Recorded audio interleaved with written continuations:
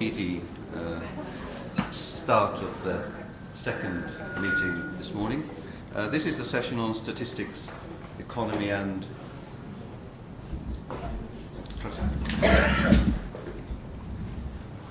This is a session on economy, statistics, economy and the rural. We have three speakers. They'll speak and make their presentation, and then we'll have discussion afterwards. They're speaking each for 20 minutes.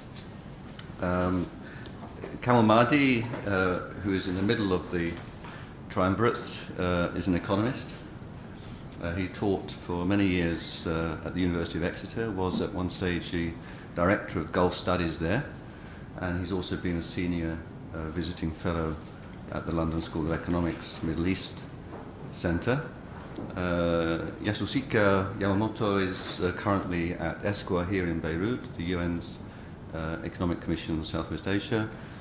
He's one of the authors of the Survey of Economic and Social Developments in the Arab World. He's been at ESCWA since 2002.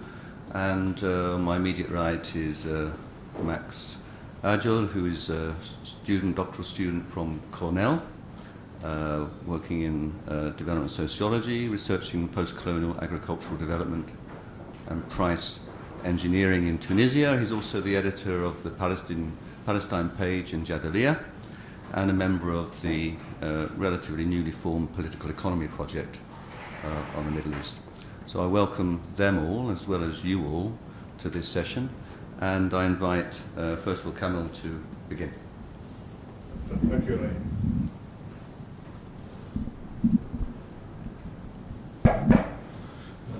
Thank you very much, Ray. What I'm talking about is not, as in the title, the sort of the production of statistics, but really what statistics, published statistics existing at present, and the research that's available sort of to wider public, tell us about the general state of Iraq's agriculture. I'll say something about it, about how we got there, but we'll start with what it tells us about the general state. Then I'll move on to what is not being told by the statistics, the sort of the story that's left out, what's glaringly missing. You know, you're talking about agriculture, and you sort of miss out the central and essential part of it. And then I'll say a little bit more about why this gap exists. So I'll start with what we know from the data.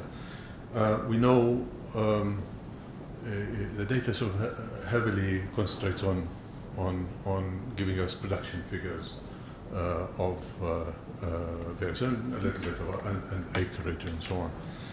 So what we know from that is that the production base is narrow. Agriculture production base is narrow and has got narrower over time.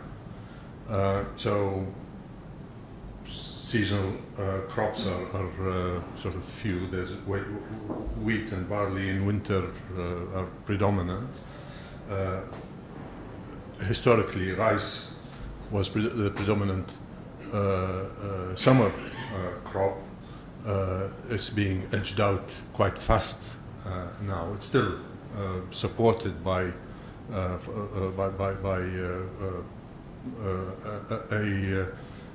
subsidized price by government, so it's still going on, but diminishing quite rapidly. And I think the government also wants to pull out because of serious water issues now with the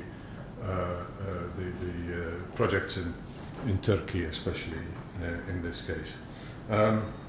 So rice, then there's maize and potatoes are increasing, not very fast, but to replace rice, coming in to replace rice.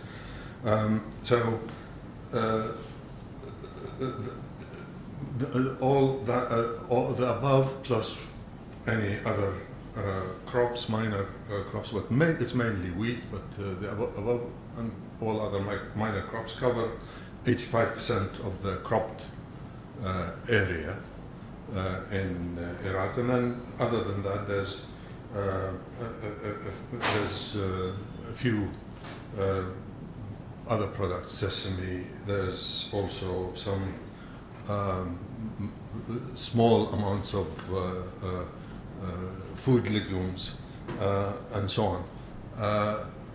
It only amounts to about 2% of the total land, of the cropped land.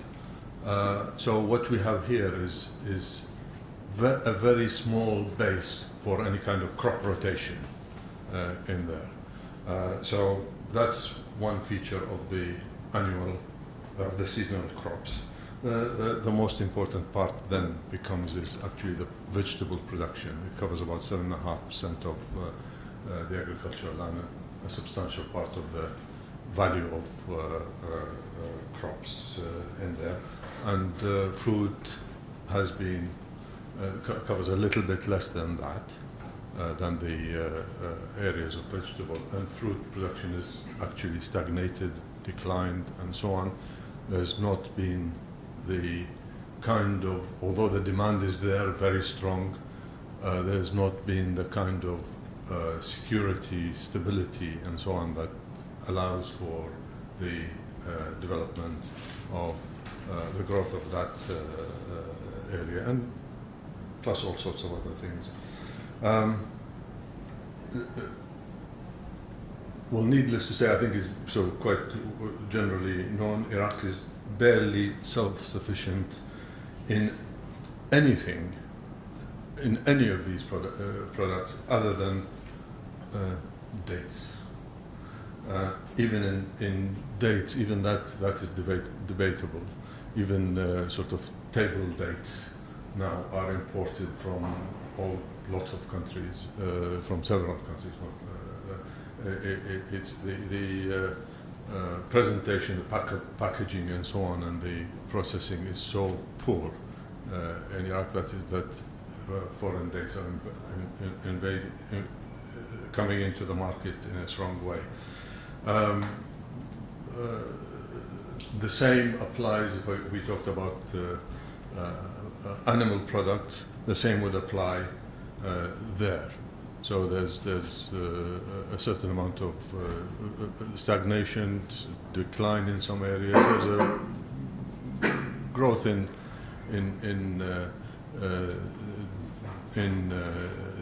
dairy, not matching demand at all. But there is a certain amount of growth in that. But meat and the stocks of animals have depleted quite a lot, apart from cattle. So that's a general picture. By the way, in terms of dates, virtually the only product export there is. And looking at FAO figures, it put Iraq way down the bottom of the league of prices obtained for the product, and the quality has really dwindled. There's been a program recently to revive date production with some minor.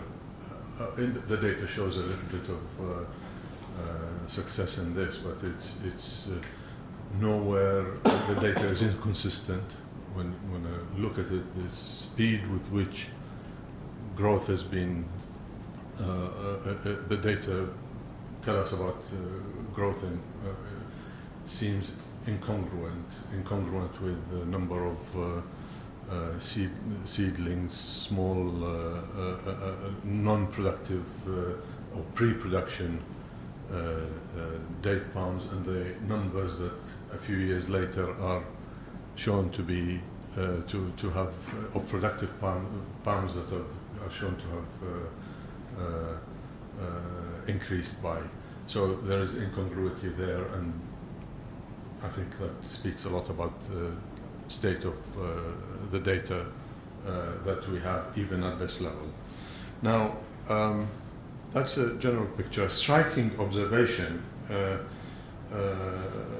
can be made over the last 30 to 40 years.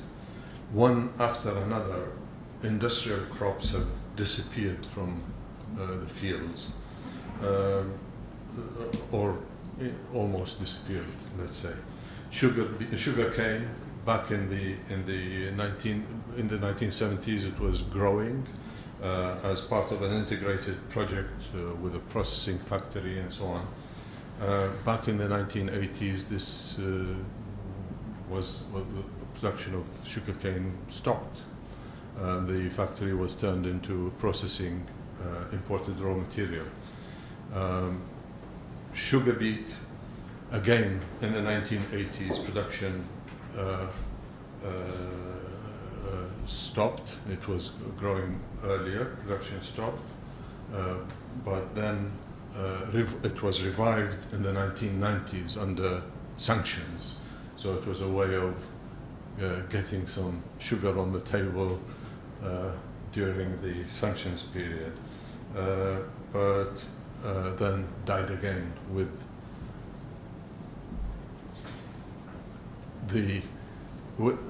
a lot of things seem to die with the American Promised Liberation. So it's cotton again declined and revived. Declined in the 80s and revived in the 90s. Disappeared after 2004. 2003, 2004, the Ministry of Industry had its factories looted in 2003 as an act of liberation again. The ministry had no more call for cotton, was not buying it from the farmers. The farmers stopped 2 years running and stopped producing cotton. Tobacco again declined in the late 1970s and never revived. That's partly related to the situation in Kurdistan. Again, we can say the same similar story to the others. Sunflower declining, rising again in the 90s under sanctions and disappearing under occupation, and other crops, linseed and so on. So all these industrial crops have disappeared. They were sort of promising diversification, promising linkages with the rest of the economy, have gone. Obviously, this raises serious issues not only for the general economy in Iraq, but it also raises serious issues for the farming communities and for the people, for the livelihoods of people. Everything has become so dependent on one product. It's much more precarious. It's added to the physical and political risks. This is a very serious, physical here, environmental, as well as other physical in other ways. It's very serious for farmers. This has led to heavy dependence on direct state subsidies. Yes, we can see recently, for example, the great success story of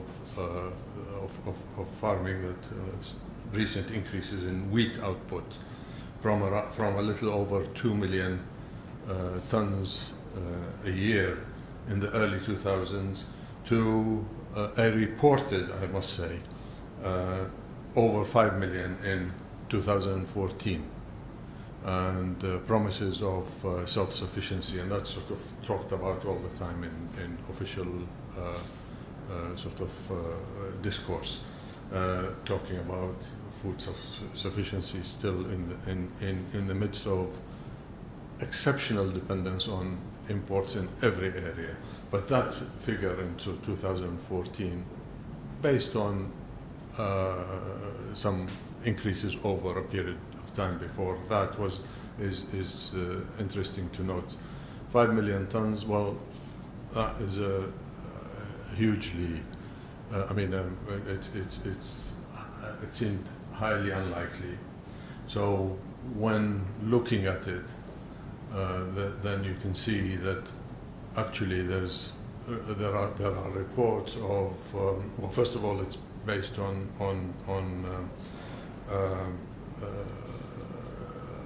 a price, a guaranteed price of about $600 a ton, which is considerably higher than the international price. Well, fair enough if it's to do something for a short while, but obviously on a large scale it's unsustainable. But the question here is to what extent this is actually production and not imported, recycled products. It's all supposed to be based on farms that are inspected in general sense and recorded, the areas that are planted, samples of output to ensure that there is a probity in this area. But the reports that have been seen, including discussions with people from the Trade Ministry who are on the receiving end of the farms, this is probably highly exaggerated. The problem here, on top of the corruption and the cost, is that with the collapse in oil prices and the government's financial situation, the government has stopped paying farmers. So actually the farmers over the past couple of years have not been paid for produce that they've, or many of the farmers have not been paid for produce that they have handed over to government silos.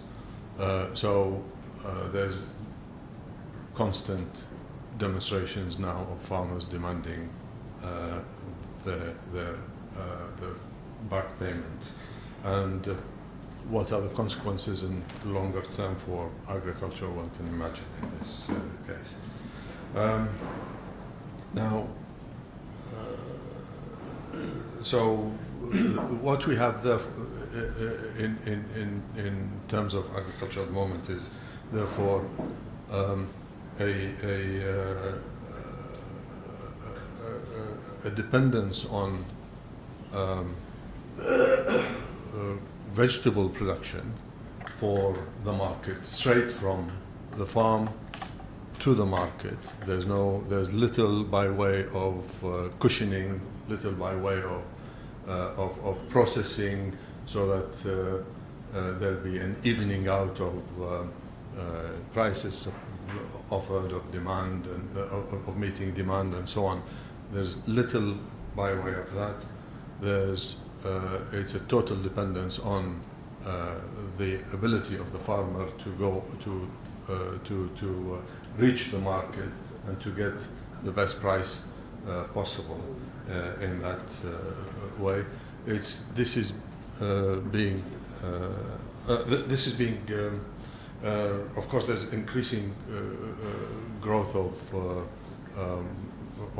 commercial production of fruit and vegetable in that sense. So it edges out large numbers of people. Now, what I want to, what I haven't said is what the statistics haven't told us. They've told us all these things. We can glean this out, but they haven't told us. There's no mention anywhere of distribution of land holdings, of distribution of ownership of machinery, the distribution of ownership of livestock, anything that is capital in this way, there's no mention in the data. The last full agricultural census was in 2001. Even that one, the published records of that don't say anything about that. They give totals and totals by area and so on, but they don't give distribution by size and so on. There's the only thing that I found was sort of where one may have some hope of getting some information about size and so on is perhaps in the use of plastic culture for agriculture and so on. But that's about all. So we've had previously a interest in agrarian reform and land reform and so on, and there was a considerable amount of information about who is a farmer, who is a peasant in that sense, who is an agricultural worker, and what kind of relations, tenure relations and so on exist within agriculture. Even a little bit of information about ownership of land as opposed to holding. There's all of that has just been edited out, and there is no well, I say edited out, ignored in that sense. It's sort of like a farmer is a homogeneous. There's of course there's mention of فلاحين ومزارعين. There is a little bit of mention in statistics of عمال زراعيين, very small numbers of permanent agricultural workers rather than the temporary. But then that's all. It's homogeneous, and I think this is an issue that is reflected in the lack of social research as well. So it's not just the statistics. We don't find there used to be a considerable amount of social research and of anthropological research at village level in the 50s, early 60s. In the 70s, it became more politicized, sort of government inspired and of course restricted, but still was there. You could still at least get a government hack to talk about land. Some serious research as well continued. It's not there anymore. There's a lot of discussion about production and so on. So that's all. Thank you. Speedy start of the second meeting this morning. This is the session on statistics, economy and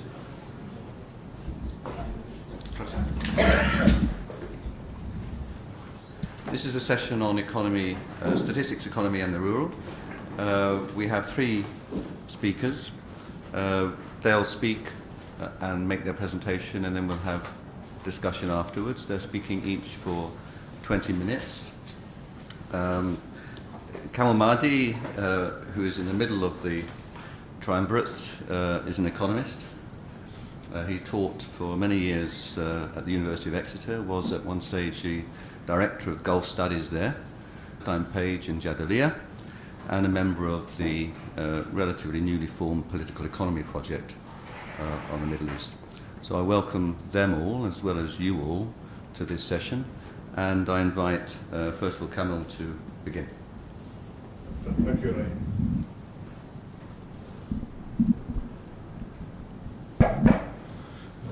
Thank you very much, Ray. What I'm talking about is not, as in the title, the sort of production of statistics, but really what statistics, published statistics existing at present, and the research that's available, sort of. And he's also been a senior visiting fellow at the London School of Economics Middle East Centre. Yasuhiko Yamamoto is currently at ESCWA here in Beirut, the UN's Economic Commission on Southwest Asia. He's one of the authors of the Survey of Economic and Social Developments in the Arab World. He's been at ESCWA since 2002. And on my immediate right is Max Agil, who is a doctoral student from Cornell, working in development sociology, researching post-colonial agricultural development and price engineering in Tunisia. He's also the editor of the Palestine. And then I'll say a little bit more about why this gap exists. So I'll start with what we know from the data. We know the data sort of heavily concentrates on giving us production figures of various, and a little bit of and acreage and so on. So what we know from that is that the production base is narrow. Agriculture production base is narrow and has got narrower over time. So to wider public, tell us about the general state of Iraq's agriculture. I'll say something about it, about how we got there, but we'll start with what it tells us about the general state. Then I'll move on to what is not being told by the statistics, the sort of the story that's left out, what's glaringly missing. You know, you're talking about agriculture and you sort of miss out the central and essential part of it.